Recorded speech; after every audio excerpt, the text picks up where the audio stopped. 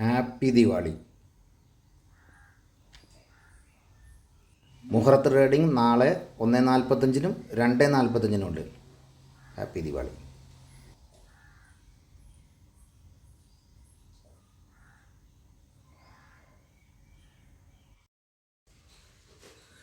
മുഹൂർത്ത ട്രേഡിങ്ങിൻ്റെ Tuesday ഉള്ള section start ചെയ്യുന്നത് 1:45 മുതൽ 2:45. ഇന്ന് ഫുള്ളായിട്ട് ദീപാവലിയായിട്ട് മാർക്കറ്റ് ഉണ്ട്. അതിനുശേഷം നാളെ 1:45 മുതൽ 2:45 വരെ മാർക്കറ്റ് ഉണ്ട്. ശ്രദ്ധിക്കുക. എഫ് ഐ ഡാറ്റയും വളരെ പോസിറ്റീവായിട്ടാണ് വന്നിരിക്കുന്നത്. 108 കോടി ബൈ, അതുപോലെ 1526 കോടി ബൈ. ഇത് പോസിറ്റീവ് തന്നെയാണ്, വളരെയധികം പോസിറ്റീവ് തന്നെയാണ്. നെഗറ്റീവിൽ നിന്ന് പോസിറ്റീവിലേക്ക് മാറി എന്ന് തന്നെ പറയാം. അതുപോലെ ഒരു പ്രധാനപ്പെട്ട കാര്യം പറയാനുള്ളത്, ഇന്ന് ആരെങ്കിലും പൊസിഷൻ നമ്മൾ മൺഡേ പൊസിഷൻ സെല്ല് ചെയ്ത് കഴിഞ്ഞാൽ ആ സെല്ല് ചെയ്തതിൻ്റെ ക്രെഡിറ്റ്, നിങ്ങൾ എന്തെങ്കിലും പൊസിഷൻ സെല്ല് ചെയ്തതിൻ്റെ ക്രെഡിറ്റ് നിങ്ങൾക്ക് നാളെ അവൈലബിൾ ആവില്ല. കാരണം നാളെ സെറ്റിൽമെൻറ്റ്, ഇന്നൊരു പേയ്മെൻറ്റ് സെറ്റിൽമെൻറ്റ് ഇല്ല. ഇന്നത്തെ സെല്ല് ചെയ്യണതിൻ്റെയൊക്കെ പേയ്മെൻറ്റുകൾ എല്ലാവർക്കും ബുധനാഴ്ച ഉണ്ടാവുള്ളൂ. അപ്പോൾ നമുക്ക് ബുധനാഴ്ച അതിൻ്റെ ക്രെഡിറ്റ്സുകൾ കിട്ടുള്ളൂ എന്നുള്ളത് കൊണ്ട് ഇന്ന് സെല്ല് ചെയ്യുന്നതിന് ദീപാവലിക്ക് ബൈ ചെയ്യാൻ പറ്റില്ല എന്നുള്ളത് ശ്രദ്ധിക്കുക. MTF ഉള്ളവരെ സംബന്ധിച്ച്, MTF ആക്ടിവേറ്റ് ചെയ്തവർക്ക് ഈ പ്രശ്നം വരില്ല. അല്ലാത്തവരെ സംബന്ധിച്ച് പൊസിഷൻ സെല്ല് ചെയ്താൽ അവർക്ക് ക്രെഡിറ്റ് കിട്ടാത്ത കാരണം നാളെ നല്ലൊരു ദിവസമായിട്ട് ഒരു ചെറിയൊരു ഷെയർ ബൈ ചെയ്യാൻ ബുദ്ധിമുട്ട് നേരിടാണ്ടിരിക്കാൻ വേണ്ടി നിങ്ങൾ കുറച്ച് ഇൻവെസ്റ്റ്മെൻറ്റ് കൂട്ടി വെക്കേണ്ടതാണ്, അല്ലെങ്കിൽ കുറച്ച് ഇൻവെസ്റ്റ്മെൻറ്റ് മുന്നേ കൂട്ടി MTFലാക്കി വെക്കേണ്ടതാണ്. ഓക്കെ. അടുത്ത ഗോൾഡാണ്. ഗോൾഡ് നിങ്ങൾ ശ്രദ്ധിക്കേണ്ട കേസ്, ഗോൾഡ് ഇപ്പോൾ ഉക്രൈൻ ഇഷ്യൂ ആണല്ലോ മുന്നിലേക്ക് പോകുന്നത്. അപ്പോൾ ഉക്രൈൻ ഇഷ്യൂസ് ഡീൽ ചെയ്യുന്നത് പ്രത്യേകിച്ച് ഈ ആഴ്ച അമേരിക്ക പ്ലസ് റഷ്യയായിട്ടുള്ള ഒരു സംസാരം എന്ന് പറഞ്ഞാൽ ഈ ഉക്രൈൻ യുദ്ധത്തിനെ കുറിച്ചുള്ള സംസാരമായിട്ട് ബന്ധപ്പെട്ട ന്യൂസ് വരാൻ സാധ്യതയുണ്ട്. അങ്ങനെ അത് വരികയാണ്, അതിൽ വല്ല പോസിറ്റീവ് മൂവ്മെൻറ്റ് വരികയാണെങ്കിൽ ഗോൾഡും സിൽവറും താഴ്ത്തേക്ക് പോകാനുള്ള സാധ്യത കൂടുതലാണ്.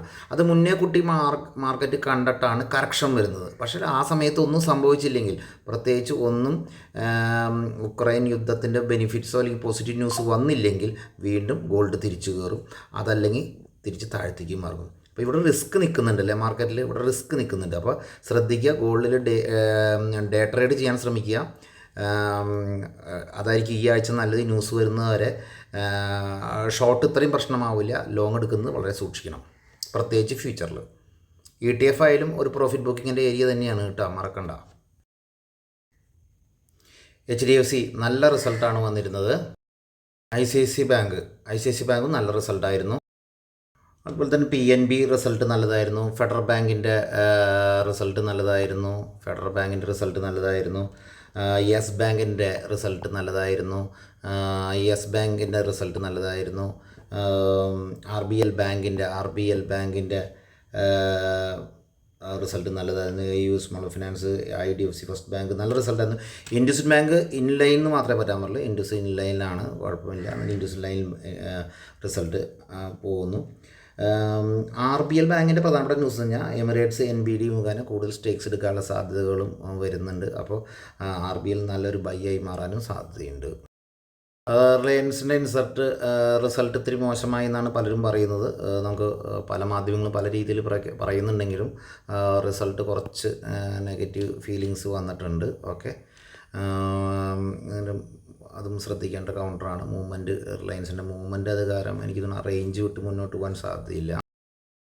അപ്പോൾ ഗിഫ്റ്റ് നിഫ്റ്റി ഏകദേശം 222 പോയിൻ്റ് അപ്പാണ് കാണാവുന്നതാണ്. അതുപോലെ ശ്രദ്ധിക്കേണ്ട കൗണ്ടറുകൾ എനിക്ക് തോന്നുന്നു പൂനാവാല ഫിനാൻസ് നോക്കുക. അതുപോലെ തന്നെ ICICI ബാങ്ക് നോക്കാവുന്നതാണ്. പ്രധാനപ്പെട്ട ഷെയർസിലായിരിക്കും അപ് ട്രെൻഡ് ആദ്യം തന്നെ വരിക. കാരണം ക്ലോസിംഗ് ടൈമിൽ ചെറിയൊരു സെല്ലിൻ്റെ പ്രഷർ മിഡ് ക്യാപ്പിൽ കണ്ടിരുന്നു. അപ്പോൾ അതുകൊണ്ട് ക്ലോസിംഗ് ലെവലിൽ നിന്ന് വ്യത്യസ്തമായിട്ട് നല്ല റിസൾട്ട് റോക്കിംഗ് എഫക്റ്റ് വന്നുകൊണ്ട് തന്നെ ആദ്യം തന്നെ ഹെവി വെയിറ്റുമേറിയ സെല്ലിങ് വന്നതോടുകൂടി മിഡ് ക്യാപ്പിലും ഒരു അപ് ട്രെൻഡ് വരാനായിരിക്കും സാധ്യത കൂടുതൽ. Okay, thank you.